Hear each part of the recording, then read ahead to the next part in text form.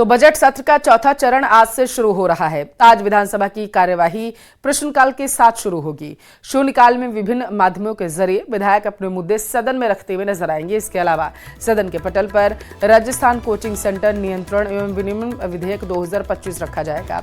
विधेयक को deputy CM doctor Premchand Bairwa सदन के पटल पर रखते हुए नजर आएंगे। तो कोचिंग सेंटर नियंत्रण एवं विनियमन विधेयक 2025 सदन के पटल पर रखा जाएगा। आज से सदन की कार्यवाही की शुरुआत होगी। चौथे चरण की शुरुआत होने जा रही है। श्रीगंगानगर में पाकिस्तानी महिला अमारा से सुरक्षा एजेंसियां लगातार पूछताछ कर रही हैं। पूछताछ में बलूचिस्तान से आई भारत आई महिला ने घरेलू हिंसा की बात दोहराई है। जान बचाने के लिए भारत में उसने शरण मांगी है। क्या है पूरा मामला, आप रिपोर्ट में समझिए।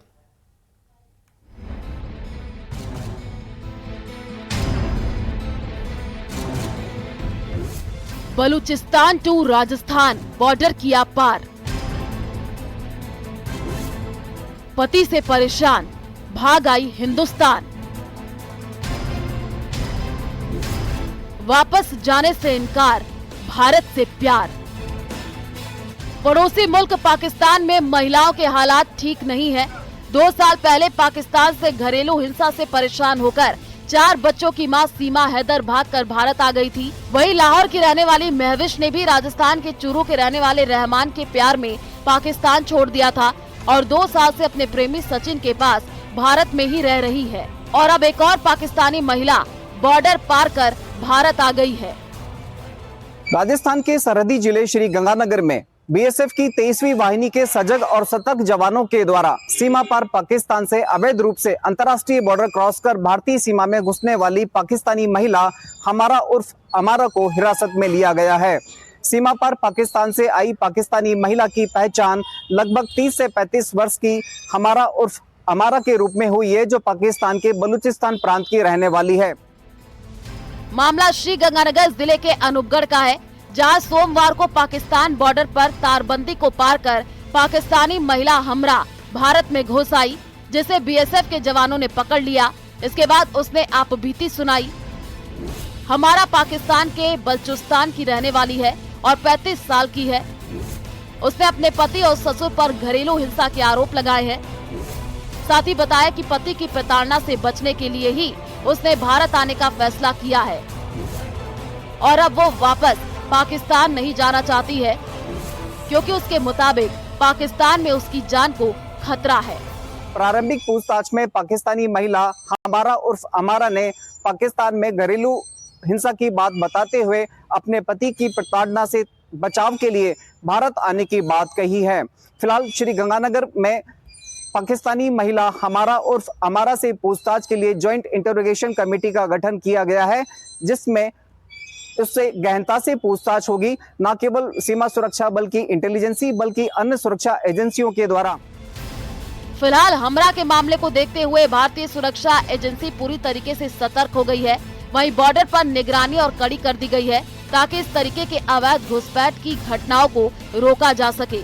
हमरा से पूछताछ जारी है कि उसने भारत में प्रवेश क्यों किया और क्या उसकी बताई कहानी किसी साजिश का हिस्सा तो नहीं है। अब देखना होगा कि जांच के बाद हमरा के मामले में क्या निर्णय लिया जाता है और उसे भारत में रहने की अनुमति दी जाती है या वापस पाकिस्तान भेजा जाता है। श्री गंगानगर से अशोक शर्मा की रिपोर्ट। मेवाड़ के कृष्णधाम श्री सावलिया जी में तीसरे राउंड में 4,72,75,000 रुपए की काउंटिंग हुई। अब तक 3 राउंड में कुल 17,24,96,000 रुपए की गिनती हो चुकी है। वहीं भेंट कक्ष में आए मनी ऑर्डर, ऑनलाइन रुपयों की गिनती के साथ साथ सोने चांदी का तोल अभी बाकी है। मंडफिया स्थित श्री सावलिया जी मंदिर में 13 मार्च को पूर्णिमा के दिन भंडारा खोला गया। पहले दिन 7,55,00,000 रुपए की गिनती हुई। अगले दिन 14 मार्च धुलंडी और उसके बाद शनिवार रविवार का दिन होने के कारण सोमवार को दूसरे राउंड की काउंटिंग हुई। दूसरे राउंड की काउंटिंग में 4,97,20,000 रुपए की गिनती हुई। अब तक सावरा सेठ के भंडार से निकली 17,24,95,000 रुपए की गिनती पूरी हो चुकी है। तो राज्य में पश्चिमी विक्षोभ के कारण कई हिस्सों के तापमान में 2 से 4 डिग्री की गिरावट दर्ज की गई और इसी बीच मौसम विभाग का कहना है कि आज हिमालयी क्षेत्र में एक नया पश्चिमी विक्षोभ फिर से सक्रिय होगा और अगले 2 दिनों तक बारिश जारी रहने की संभावना है। अगले 2 दिन के दौरान तकरीबन 16 जिलों में बारिश के असर नजर आ रहे हैं। अगले 2 दिन फिर से झमाझम बरसात हो सकती है। राज्य के 16 जिलों में मौसम विभाग की ओर से इसके लिए अलर्ट जारी किया गया है, जिसके मुताबिक हिमालय क्षेत्र के अंदर जो पश्चिमी विक्षोभ विकसित हुआ है उसकी वजह से पूर्वी और पश्चिमी राजस्थान में इसका असर देखने को मिलेगा। बुधवार को ज़्यादातर पश्चिमी राजस्थान में इसका असर बीकानेर संभाग के आसपास देखने को मिलेगा, जबकि गुरुवार को असर जो है वो पूर्वी राजस्थान की तरफ देखने को मिल सकता है। अमूमन होली के बाद में अगर देखा जाए तो मौसम में आई तब्दीली के बाद में तापमान में काफ़ी इजाफा दर्ज किया जाता है, लेकिन अभी भी प्रदेश के अंदर पश्चिमी विक्षोभ की वजह से ठंडक बनी हुई है। सामान्य से जो तापमान है 2 से 3 डिग्री कम दर्ज किया जा रहा है। आने वाले 3-4 दिन तापमान यही बने रहने का आसार जताए जा रहे हैं। कैमरा पर्सन दिलीप चेची के साथ में अरबाज अहमद, न्यूज़ 18 के लिए जयपुर से। जालौर के साचौर से खबर, पूर्व मंत्री सुखराम बिश्नोई का आमरण अनशन तीसरे दिन भी जारी है। किसानों से जुड़ी मांगों को लेकर सुखराम बिश्नोई धरना दे रहे हैं। फसल बीमा से जुड़ी विसंगतियों को दूर करने की मांग की जा रही है और इसके अलावा कृषि बिजली बिलों में किसानों को राहत देने की भी मांग है। आज उपखंड मुख्यालय पर किसान 11 बजे ज्ञापन देते हुए नजर आएंगे।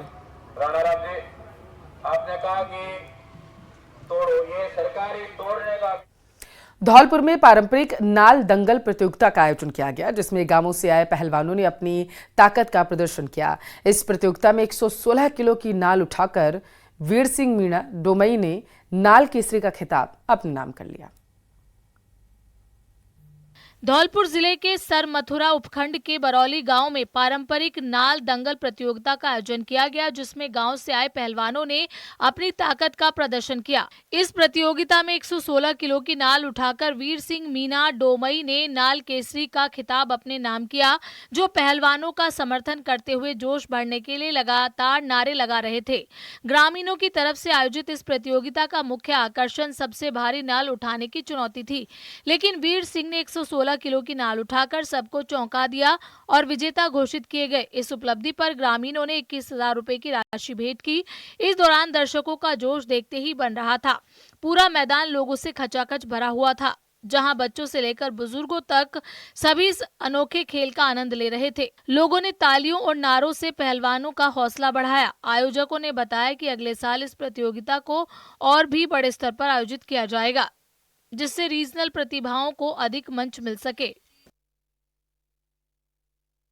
करौली के कैला देवी से बड़ी खबर है। मामचारी गांव में 2 घंटे बिजली आपूर्ति बंद रहेगी। मामचारी में दोपहर 12 से 2 बजे तक बिजली बंद रहेगी, ऐसी जानकारी निकलकर सामने आ पा रही है। कैला देवी जीएसएस में मरम्मत का दरअसल कार्य किया जा रहा है और इसी वजह से ये फैसला लिया गया कि 12 बजे से लेकर के 2 बजे तक बिजली आपूर्ति गाँव में बंद रहने वाली है। कैला देवी में ये फैसला लिया गया है कि मरम्मत का कार्य किया जाएगा।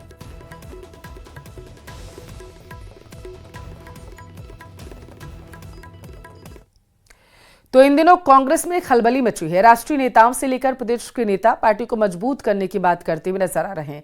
कांग्रेस प्रदेश अध्यक्ष गोविंद सिंह डोटासरा ने उदयपुर दौरे के दौरान एक बार फिर से उसी बात को दोहरा दिया। गोविंद सिंह डोटासरा का कहना है कि अगले 3 महीने में कांग्रेस को नया संगठन खड़ा करना होगा और ऐसे लोगों की पहचान करनी होगी जो बीजेपी को समर्थन कर रहे हैं।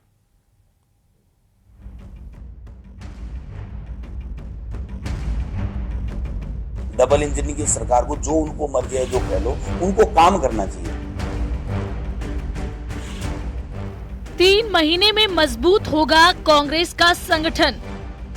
रिजल्ट नहीं दे पा रही है जो हमको देना चाहिए, तो इसके लिए हमने पहले तो हम जो हमारा संगठन है उस संगठन को गतिशील बनाएंगे।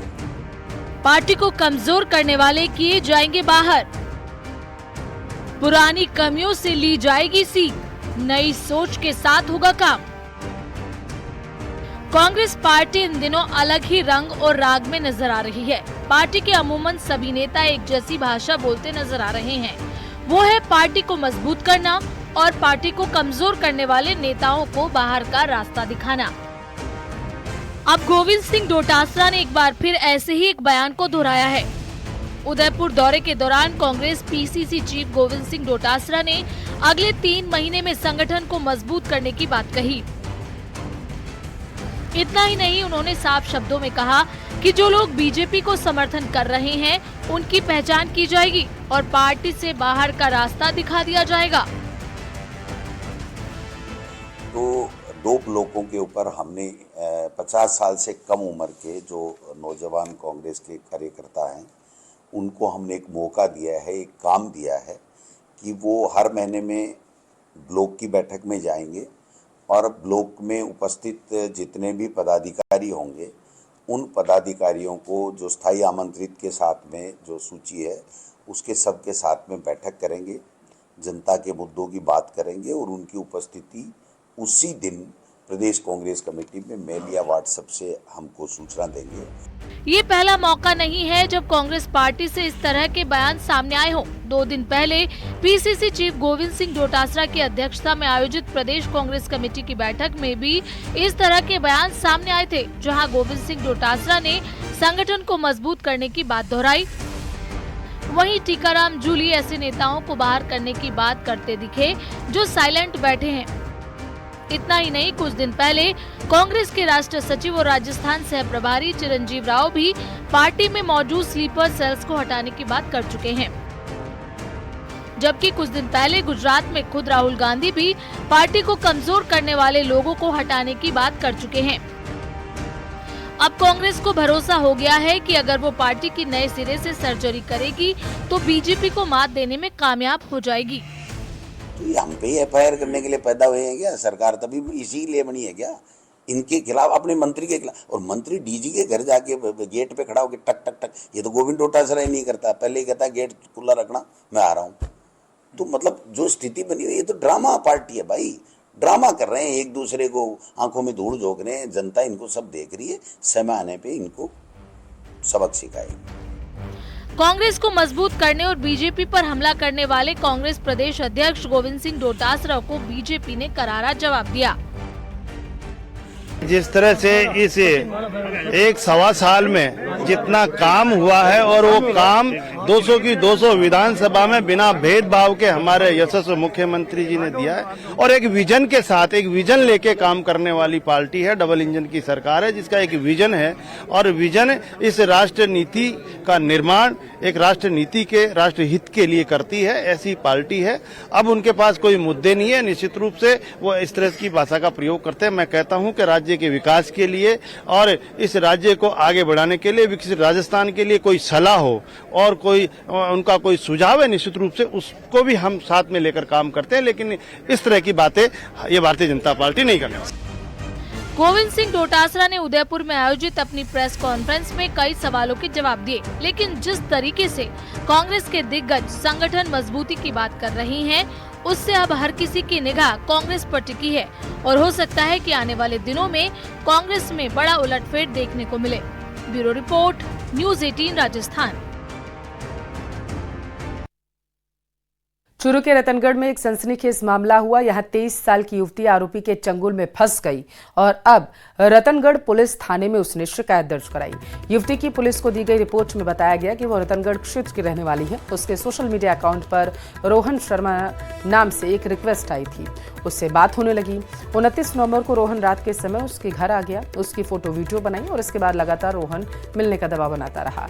अप्रैल 2023 में रोहन ने पिंकी नाम की लड़की को अपने धर्म की बताते हुए उसके घर भेजा, जो युवती को लेकर एक होटल में आ गई, जहां पर रोहन ने फिर उसका वीडियो बनाया। उसके बाद 14 अगस्त को भानीधोरा स्थित घर में उसने बुलाया, जहां पर उससे जबरन शारीरिक संबंध बनाए, अश्लील फोटो वीडियो बनाई है। महिला ने शिकायत दर्ज कराई।